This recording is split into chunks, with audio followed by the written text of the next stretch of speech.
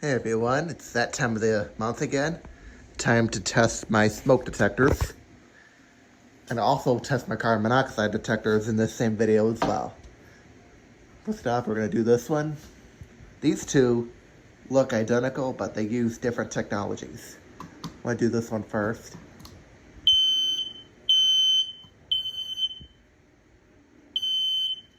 So instead of using a ladder, I'm using a stick to a broom, which is so much easier. There we go, that one works. We'll do the two down here. We're gonna do this one, we'll do this one here, this photoelectric first alert detector. If I can get this to press the button. Yeah, let me put the stick over here by the...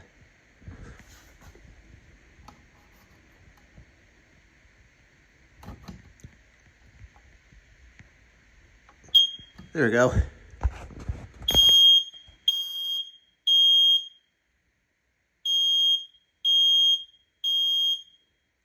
Okay, that one's done.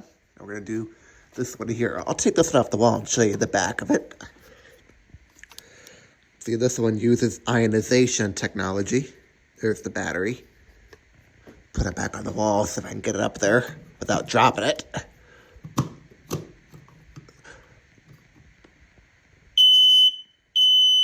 There we go.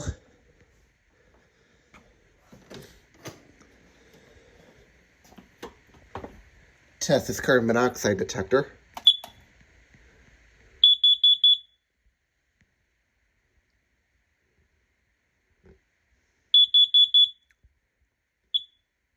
Okay, this one works.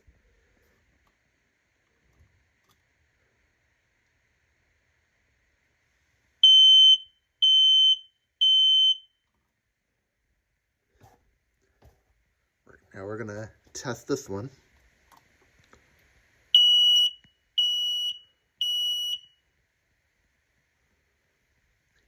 See, I got both types of smoke detectors for maximum protection. And that's what I recommend.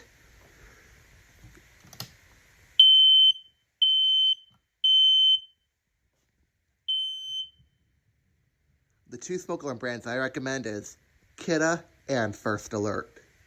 Those are the two I like. I'm not doing the two in the garage because I don't want to annoy the neighbors and then have the cops called on me for a noise violation. Turn the lights off down here. I'm gonna do the hallway next. And there's my gaming setup over there.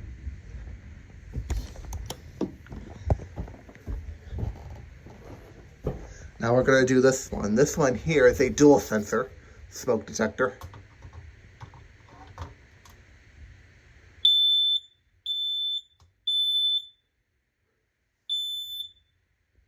Okay, that one's done.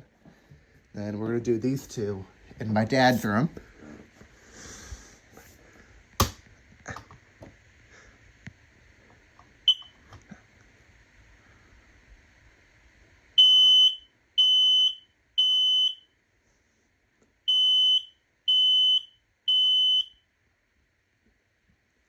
Okay, that one's done.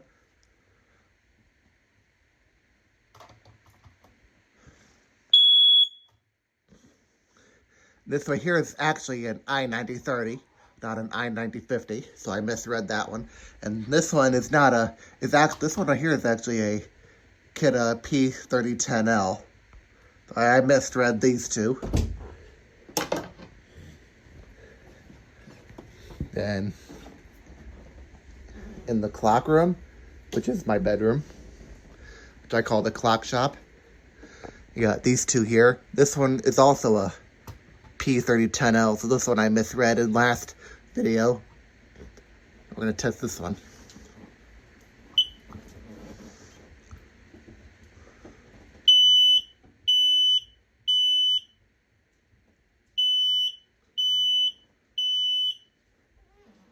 And what you see is the fan running right there.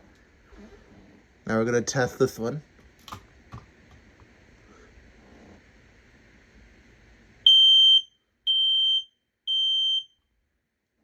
And this is the Kita Fire Sentry I-9040 that uses ionization.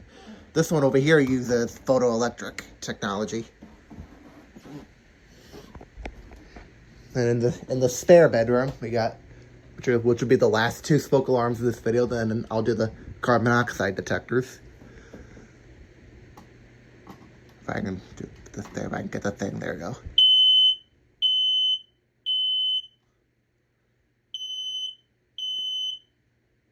And with your batteries and your smoke detectors, you want to change them twice a year. So people say when you change your clocks, change the batteries in your smoke detectors, because these will save your life in the event of a fire.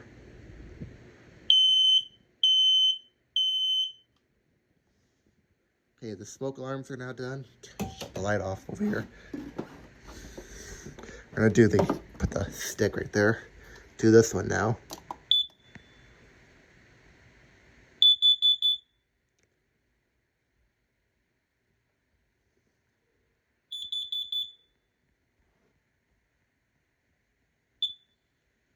Okay, now this one's done. Now we'll do the one in the living room.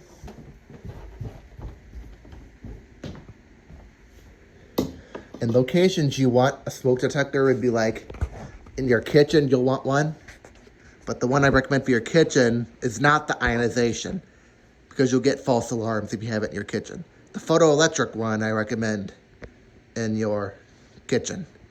And ionization I recommend for bedrooms. But what I've done is I have both types on every level and in every room.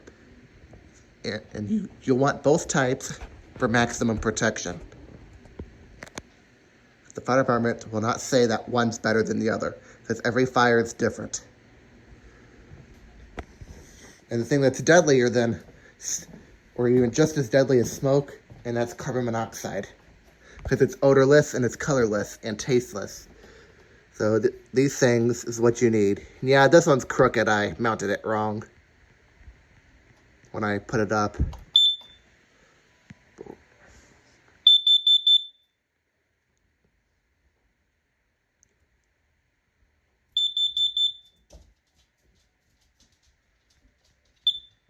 Okay, this one's done. And this here, that's an apple tree, right? The little apple tree. See, if you look, it's raining outside. Yeah, there goes the clock.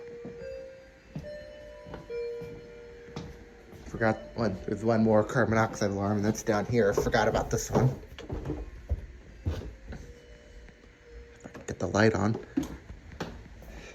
Yeah, and I gotta move all this stuff away from it, because in case I need to change the battery, and I won't be able to get to it, but this one's hard to get to.